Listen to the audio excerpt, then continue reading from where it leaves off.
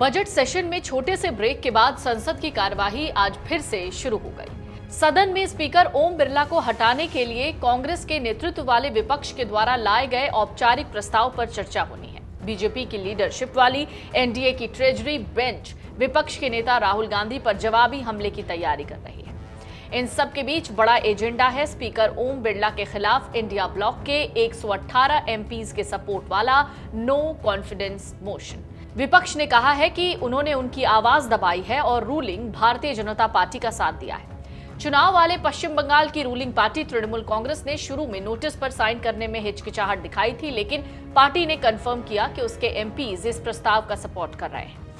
आपको पता होगा, कांग्रेस के 3 सदस्य मोहम्मद जावेद, के सुरेश और मल्लू रवि लोकसभा में ये नोटिस पेश करेंगे। सदन में आए प्रस्ताव में स्पीकर के उस व्यवहार पर सवाल उठाया गया जिसमें उन्होंने विपक्ष के नेता और दूसरे विपक्षी नेताओं को बोलने नहीं दिया और विपक्ष की महिला सांसदों पर आरोप लगाए। नोटिस में आरोप लगाया गया कि स्पीकर का रवैया पक्षपातपूर्ण रहा है। विपक्ष का कहना है लोकसभा में नेता विपक्ष राहुल गांधी और अन्य नेताओं को बोलने का पर्याप्त मौका नहीं दिया गया। साथ ही 8 विपक्षी सांसदों को पूरे बजट सत्र के लिए निलंबित किए जाने पर भी सवाल उठाए गए।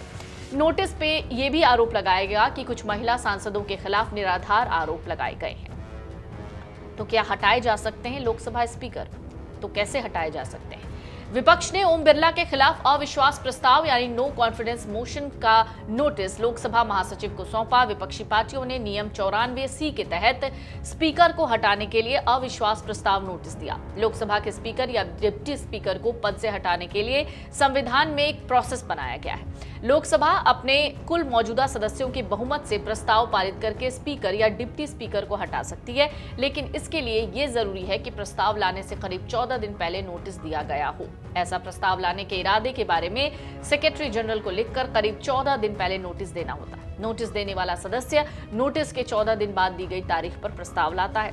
अविश्वास प्रस्ताव पेश होने के बाद वोटिंग होगी जिसमें लोकसभा के कुल मेंबरशिप की मेजॉरिटी के जरिए फैसला होगा। अगर प्रस्ताव पास होता है तो स्पीकर को हटाया जा सकता है। नियम कहते हैं कि प्रस्ताव पर तभी विचार और चर्चा की जा सकती है जब इसे करीब 50 सदस्यों का समर्थन मिला हो। जब लोकसभा स्पीकर को हटाने का प्रस्ताव सदन में विचाराधीन होता है तो वो सदन की बैठक की अध्यक्षता नहीं कर सकता, भले ही वो सदन में मौजूद हो। इस दौरान स्पीकर सदन की कार्यवाही में बोल सकता है और हिस्सा ले सकता है। पहली बार में वोट दे सकता है, हालांकि वोट बराबर होने की स्थिति में ऐसा नहीं किया जा सकता। गौर करने वाली बात यह है कि लोकसभा के महासचिव को सौंपे गए नोटिस के बाद ओम बिरला ने खुद को सदन की कार्यवाही के संचालन से अलग कर लिया था। कैसे स्पीकर के खिलाफ नोटिस मंजूर होगा? दरअसल चेयर के बुलाने पर सदन के 50 सदस्य जो हैं वो खड़े हो जाते हैं तो नोटिस को मंजूर माना जाएगा। फिर प्रस्ताव पर चर्चा होगी, वोटिंग होगी, लेकिन 50 सदस्य नोटिस के समर्थन में खड़े नहीं होते हैं तो प्रस्ताव पेश नहीं किया जा सकता। सत्ता में बैठी बीजेपी और विपक्षी पार्टी कांग्रेस दोनों ने अपने अपने सांसदों को व्हिप जारी किया है।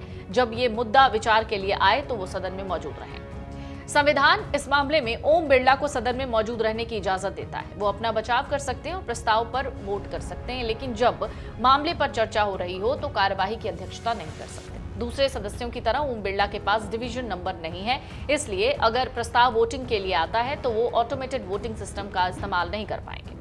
उन्हें अपना वोट रजिस्टर करने के लिए एक पर्ची का इस्तेमाल करना होगा। संख्या बल सरकार के पक्ष में है, जिससे ये लगभग तय है कि ये अविश्वास प्रस्ताव गिराया जा सकता है। लोकसभा अध्यक्ष को हटाने के लिए सदन में साधारण बहुमत यानी 272 वोटों की जरूरत होती है। मौजूदा जो स्थितियां हैं उसके मुताबिक विपक्ष के लिए ये संख्या हासिल करना मुश्किल है। वर्तमान लोकसभा में सत्तारूढ़ गठबंधन राष्ट्रीय लोकतांत्रिक गठबंधन के पास करीब 293 सांसदों का समर्थन है। इनमें बीजेपी के 240, जेडीयू के 16, तेलुगु देशम पार्टी के 12 और अन्य सहयोगी दलों के सांसद भी हैं। वही विपक्षी दलों के पास कुल मिलाकर करीब 238 सांसद हैं, जिनमें कांग्रेस के 99 सांसद हैं। इसके अलावा समाजवादी पार्टी, डीएमके, तृणमूल कांग्रेस और अन्य दल शामिल हैं। ऐसे में अगर अविश्वास प्रस्ताव पर मतदान होता है तो विपक्ष के लिए इसे पारित कराना कठिन है। हालांकि बहस के दौरान संसद में तीखी नोकझोंक और राजनीतिक टकराव देखने को मिल सकता है। अगर आप ये वीडियो YouTube पर देख रहे हैं तो हमारे चैनल को सब्सक्राइब कर बेल आइकन दबाएं और Facebook पर देख रहे हैं तो हमारे पेज को लाइक करें।